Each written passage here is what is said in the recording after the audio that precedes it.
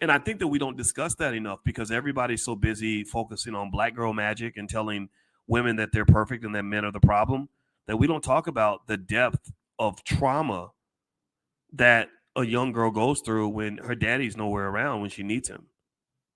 You know, like really, you had all these situations where you needed a daddy, you needed a protector, and your dad did not do the job. Like your daddy was not around. Like that's traumatic. That's horrible.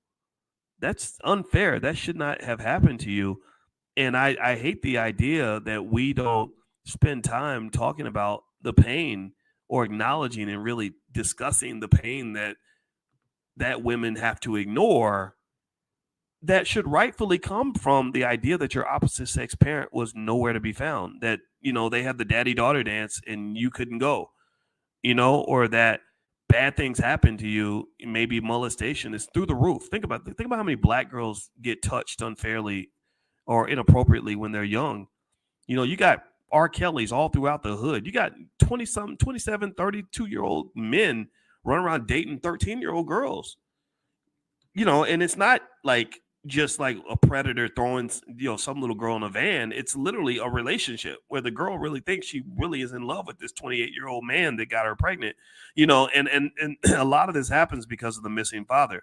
I don't think that as black people we're ever gonna, those who want to build families and stuff, I don't think we're ever really gonna build healthy families until we acknowledge the trillions in wealth, as well as the infinite damage that was done when they not only removed the man from the family, but they removed your memory of what it was like to even have a man in the family.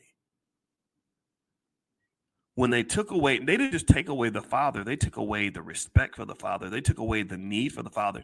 It's like somebody cutting off your right arm and then teaching you that you don't even need a right arm anyway. So if somebody offers you a right arm, you're gonna say, "Why in the hell do I need that?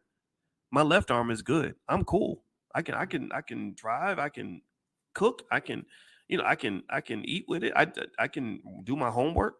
Why do I even need a right arm?" So generally speaking, I just think that this is damaging. This is. I mean, you're not gonna really fight for something that you don't think that you need. You're not going to fight for something that you don't value. Tell me if I'm right or wrong. What do y'all think? If you don't value something, if you don't feel like, damn, I really need this, then you're not really going to be committed to it. You're going to commit as long as it's comfortable. Once it gets hard, you're going to give up. Am I right or am I right? Again, think about it like college. Think about it like college. When I went to college, I felt like I had to finish. So on the hard days, it never crossed my mind to drop out of school. It never, if I called my parents and said, "Gosh, school's really hard. I think I'm gonna come home," they'd be like, "No, you can't do that. You have to finish." I had no choice. You need to have a college degree. Like that's the standard. That's the expectation. There is no option for you to drop out of school. Like that's not even something we even talk about. But then I have friends who did drop out of school, and in many cases, it was because nobody else in their family had finished college, so they're like, "Oh, well, it's hard, so just come on home." So again, when you've been taught your whole life that you're a strong black woman and that black girl magic and black women are perfect, black women can do everything, and you ain't got no trauma, it's really these niggas out here, they the problem and all that. Well, then when you get with a man and things get hard, then you're gonna say, "Well, I survived my whole life without a man. I mean, I didn't even have my father, so I'm gonna be all right. I'm not gonna fight for this relationship. I'm not gonna sacrifice and compromise for this because why? I don't need it. But you will sacrifice and compromise for, I don't know, getting your hair done, because ain't no woman gonna leave the house without getting her hair done. She'll spend her last nickel to get the hair done. Am I lying? Am I lying? Seriously, like so going out without getting your hair done is something where it's like, "Oh no, oh hell no, I can't leave the house. I got to go and max out the credit card. I got to go borrow money to get this has got to happen by any means necessary." But I don't think we always feel that way about our relationships. Oh wow, well, because mama got along without a man, so I can too. And again, this is not just picking on the women. I hope I don't sound like I'm picking on. I'm not doing that. I'm actually acknowledging the trauma that maybe you're not acknowledging. You know, when you have to have this superhero, strong black woman persona, like everything's perfect because you got an MBA and you look good, you know, and I'm but are you really good inside? Like, did that inner child that was damaged, that little girl that's crying because her daddy wasn't there, or because she went through things because she couldn't depend on a man, has she been healed enough to even know how to function properly in a situation where a man might be involved? I don't know. I'm not judging. I'm not telling you how to feel. Everybody's different.